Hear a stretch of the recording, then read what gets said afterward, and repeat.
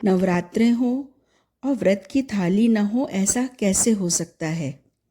और व्रत हो या न हो, पर व्रत की स्पेशल थाली तो ज़रूर होनी चाहिए। हेलो एवरीवन, आज दिले रसोई में बनाते हैं एक व्रत स्पेशल थाली जो सिर्फ खाना नहीं बल्कि एक इमोशन है। इस थाली में क्रिस्पी, क्रीमी, स्वीट, सॉल्टी हर फ्लेवर का एक परफेक्ट जादू है। तो चलिए।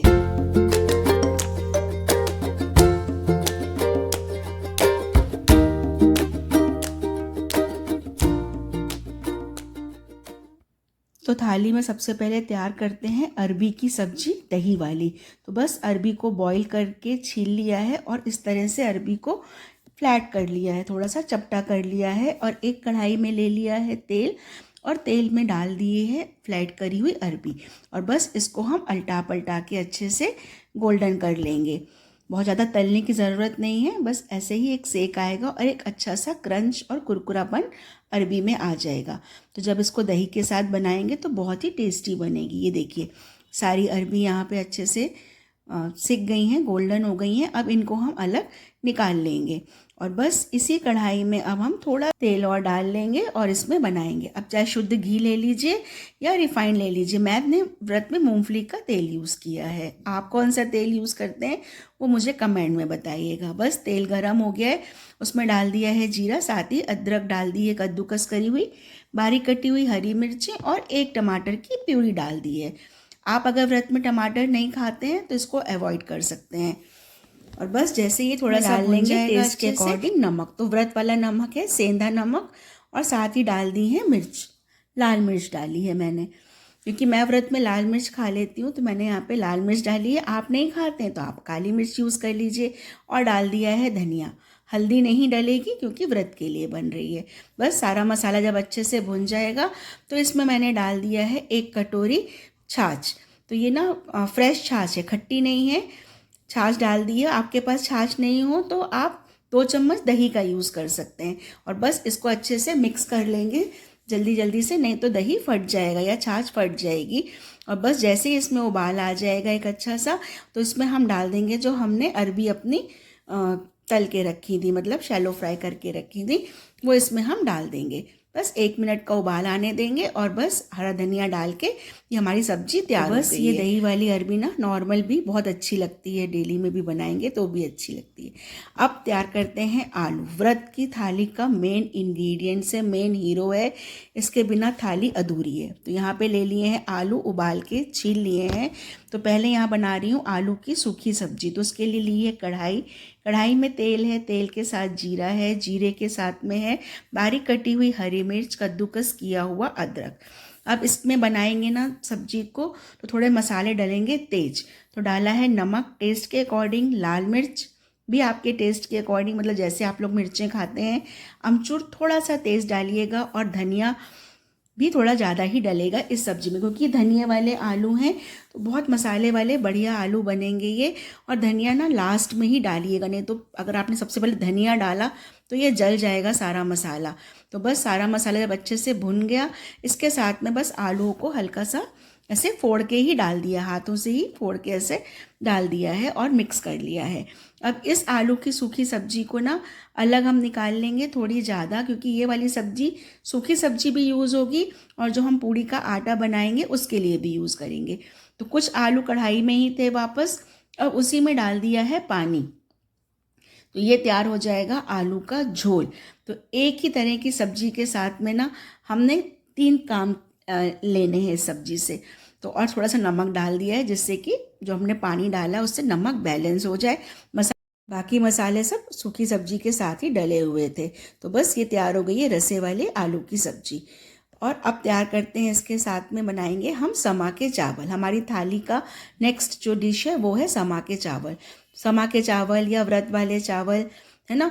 तो बस ये बिल्कुल बारीक से चावल होते हैं, इनको अच्छे से धो के हमने रख लिया है। भिगोने की कोई ज़रूरत नहीं है, हाथ की हाथ ही बन जाएंगे। और इसके लिए लिया है यहाँ पे 1 टमाटर है बिल्कुल बारीक काटा हुआ, और बिल्कुल बारीक कटे हुए ही आलू लिए हैं। फिर कढ़ाई ली है, कढ़ाई में तेल, उसमें जीरा डाल दिया है और सबसे पहले डाल दी है बिल्कुल बारीक कटी हुई अदरक और बिल्कुल बारीक कटे हुए टमाटरों को ना बहुत अच्छे से काट के लेना, एकदम बारीक होने चाहिए, फाइन कट होना चाहिए। और टमाटर के साथ में डाल दिया है नमक, जिससे ये थोड़े सॉफ्ट हो जाएं। और इसके साथ ही डाल दिए हैं हमने आलू जो हमने बारीक काट के लिए हुए थे, और डाल दी है लाल मिर्च। आप व्रत में जो भी चीज़ अवॉइड करते हैं या जो चीज़ नहीं खाते हैं वो इसमें छोड़ दीजिएगा, अपने अकॉर्डिंग उसमें चीज़ ऐड कर सकते हैं। मसाले आप अपने टेस्ट के अकॉर्डिंग मिलाइए। और बस सारी चीज़ों को ढक दिया था तब तक जब तक कि आलू अच्छे से गल ना जाए। आलू गल गए हैं। अब हमने 1 कटोरी चावल लिया है समा का, तो उसके लिए हमको चाहिए 3 कटोरी पानी। तो 2 कटोरी पानी मैंने यहाँ पे डाल दिया है, और 1 कटोरी पानी मैं चावलों को डालने के बाद इसी बर्तन में जिसमें चावल भिगोए थे इसी में डाल के डालूंगी, क्योंकि ना ये चावल बहुत बारीक होता है और हाथ में बहुत ज़्यादा चिपक जाता है, फिर निकलता नहीं है। तो इसलिए चावल में ही पानी डाल के आप इसे डाल दीजिए कढ़ाई में, तो आराम से डल जाते हैं।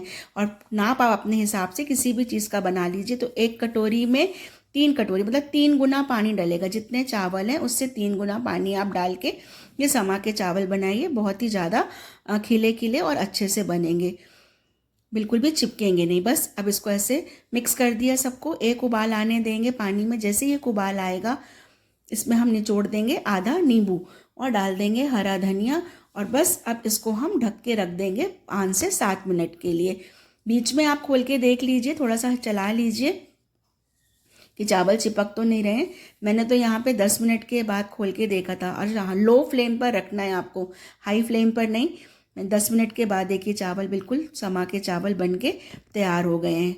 समा के चावल, शामा के चावल, कुछ भी बोल लीजिए, बढ़िया किए। देखिए खिले खिले बनकर तैयार हो गए हैं। और बस अब गैस की फ्लेम को बंद करके इसको 5 मिनट के लिए और ढक के रख दीजिए, तो ये स्टीम में भी और अच्छे से पक जाएंगे। और अब बनाते हैं सिंघाड़े के आटे की पूड़ी। तो मैंने सिंघाड़े का आटा लिया है यहाँ पे वही 1 कटोरी। देखिए नाप आप अपने अकॉर्डिंग ले लीजिए, इसका कोई ऐसा कोई परफेक्ट मेजरमेंट नहीं है कि इतना ही होना चाहिए। और इसमें डाल दिए हैं जो मैंने आलू की सूखी सब्जी बनाई थी ना, वो ली है। तो आप ना सब्जी एक बार तैयार कर लीजिए इस तरह से। और ये सब्जी ना बहुत काम आती है, चाहे आप इसको अब सूखी खा लीजिए, चाहे इसको आटे के साथ मल लीजिए। आप कोटू की पूड़ी बना रहे हैं तो उसके साथ भी मल सकते हैं। टिक्की बना रहे हैं साबूदाने की, उसके साथ उसमें भी इसको यूज़ कर सकते हैं। तो बार बार ना मसाले मिलाने की ज़रूरत नहीं होती, बार बार बेस तैयार करने की ज़रूरत नहीं होती। एक बार इस तरह मसाले वाले आलू बना लिए तो ये बहुत काम आते हैं। तो बस इसी आलूओं के साथ में ये आटे को अच्छे से पहले पूरा मिक्स कर लिया है, और बस अब थोड़ा थोड़ा सा पानी डाल के इसका हम आटा तैयार कर, और बस लास्ट में हाथों में थोड़ा सा घी लगा के एक सार कर लेंगे और आटे को। तो इससे ना आटा भी बहुत अच्छा सा सॉफ्ट हो जाएगा, चिपकेगा नहीं हाथों में, और आपके हाथ भी अच्छे से क्लीन हो जाएंगे, हाथों में भी नहीं रहेगा। तो बस तैयार हो गया है। बस इसको 2 मिनट के लिए रखते हैं। इसको मलने के बाद ना बहुत देर मत छोड़िएगा, नहीं तो आटा बहुत ज़्यादा पतला हो जाएगा, फिर पूड़ी बनानी मुश्किल हो जाएगी। तो बस थोड़ी देर हमने रखा आटा, और अब तैयार करते हैं कोटू के पकौड़ों की तैयारी कर रहे हैं। तो इसके लिए लिया है कोटू का आटा, इसमें डाल दी है बारीक हरी कटी हुई मिर्चें और खूब सारा बारीक कटा हुआ धनिया। साथ ही डाल दिया है व्रत का नमक आपके टेस्ट के अकॉर्डिंग। थोड़ा सा भुना हुआ जीरा पाउडर डाल दिया है, और इसको हम मिक्स कर लेंगे बहुत कम कम सा पानी डाल के। तो पहले पानी कम ही डालिएगा, अगर आपने एकदम से बहुत सारा पानी डाला तो ये लम्स पड़ जाएंगे और ये निकालने मुश्किल हो जाएंगे। तो बस धीरे धीरे पानी डालते जाएंगे, और इसका हम एक बैटर तैयार कर लेंगे पकौड़ों के जैसा। मतलब जैसा हमको बेसन के पकौड़ों के लिए तैयार करते हैं ना बैटर, बिल्कुल वैसा ही हम एक तैयार कर लेंगे बैटर इसका। ये देखिए इस तरह से। तो आज हम ना जो कोटू के पकौड़े बना रहे हैं वो आलू के नहीं बना रहे हैं, उसके लिए लिया है पनीर के पकौड़े बनाएंगे कोटू के। तो पनीर के पीसेस को भी ना ऐसे कट कर लिया, बहुत पतले पीस मत कट करिएगा, बिल्कुल ठीक से पीस कट करिएगा। चलिए अब थाली की तैयारी करने के लिए बनाते हैं पहले पूड़ी। तो एक छोटी सी लोई ले ली है। अच्छा, कोटू की पूड़ी या सिंघाड़े की पूड़ी बेलने में ना सबसे ज़्यादा दिक्कत आती है कि ये टूट जाती हैं, चिपक जाती हैं, बिलती नहीं है। तो उसके लिए क्या करना है आपको कि परोथन ले लेना है सिंघाड़े के आटे का या कोटू के आटे का, जिसका भी आप बना रहे हैं।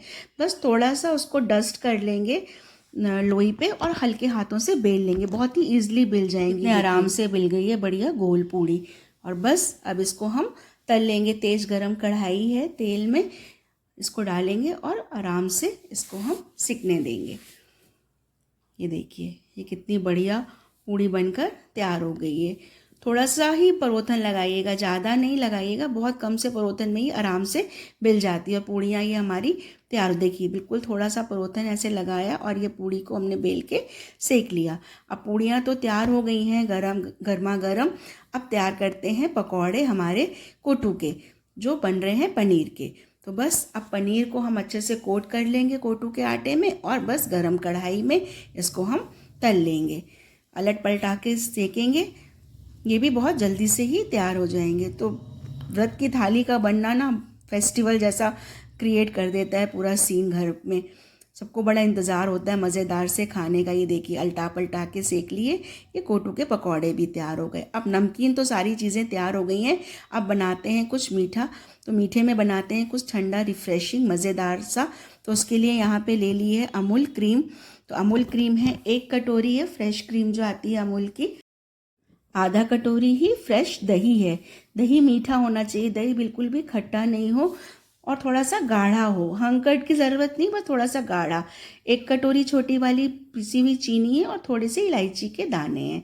तो बस अब एक बाउल में ले ली है ये जो दही थी, क्रीम हमने जो 1 कटोरी ली है अमूल की, वो आधा कटोरी दही, चीनी हमने जो ली है छोटी वाली 1 कटोरी। अच्छा, मीठा आप अपने टेस्ट के अकॉर्डिंग इसमें डाल लीजिए, हल्का सा टेस्ट करके देख लीजिए कि फल कितने खट्टे हैं या कितना आपको मिठास चाहिए, उसके अकॉर्डिंग आप चीनी डाल सकते हैं। मैंने तो यहाँ पे छोटी वाली 1 कटोरी डाली थी चीनी, मतलब पाउडर है, शुगर पाउडर, और डाल दी इलायची के दाने। अब इन सारी चीज़ों को अच्छे से मिक्स कर लेंगे। अब चाहे तो चम्मच से कर लीजिए या बीटर से कर लीजिए, कैसे भी अच्छे से बिल्कुल मिक्स हो जानी चाहिए सारी चीज़ें। और बस ये तैयार हो गई है। अब इसमें डालेंगे कुछ फ्रेश फ्रूट्स। तो फ्रूट्स आपके पास जो भी हो वो अच्छे से साफ़ किए हुए और कटे हुए होने चाहिए। तो मैंने यहाँ पे लिया है ऑरेंज है, बनाना है, ग्रेप्स हैं ब्लैक वाले, और एप्पल हैं। फ्रूट्स आपके अपने चॉइस के अकॉर्डिंग आप जो भी लेना चाहें। तो बस सारे फ्रूट्स को भी अब हमने जो ये क्रीम तैयार करी थी इसमें मिक्स कर देंगे और कुछ देर के लिए इसको रख दीजिए फ्रिज में। तो ये बढ़िया ठंडी रिफ्रेशिंग सी तैयार हो जाएगी हमारी फ्रूट क्रीम। और बस ये लीजिए हमारी तैयार हो गई सोलफुल व्रत की स्पेशल थाली। और ये ना सिर्फ रेसिपीज़ का कलेक्शन नहीं है, बल्कि उन यादों का हिस्सा है जो हमारी व्रत की थाली को बहुत स्पेशल बनाता है। देखिए इसमें प्यार के साथ में कितनी सारी चीज़ें हैं, कितनी मज़ेदार टेम्पटिंग सी ये थाली हमारी तैयार हो गई है। और हाँ, इस थाली में ना दही को मत भूलिएगा और साथ ही व्रत वाली चटनी को मत भूलिएगा, जो कि आपकी थाली के स्वाद को और भी कई गुना बढ़ाएंगे। और साथ में है घर के बने हुए पापड़ और चिप्स। तो है ना कितनी अच्छी सी थाली। तो आज की थाली आपको ये कैसी लगी मुझे कमेंट में बताइए। रेसिपी को लाइक और शेयर करते हुए चैनल को प्लीज़ सब्सक्राइब करके मुझे सपोर्ट कर दीजिए। बेल आइकॉन के बटन को प्रेस कर लीजिए, जिससे इतनी ही मज़ेदार रेसिपीज़ के नोटिफिकेशंस आपको मिलते रहें। कल फिर मिलते हैं एक और नई रेसिपी के साथ में। और हाँ, मेरे फेसबुक पेज को फॉलो करना मत भूलिए। एंजॉय करिए इस थाली को, नवरात्रों को एंजॉय करिए। तो मिलते हैं कल फिर, तब तक के लिए बाय, हैप्पी नवरात्रे।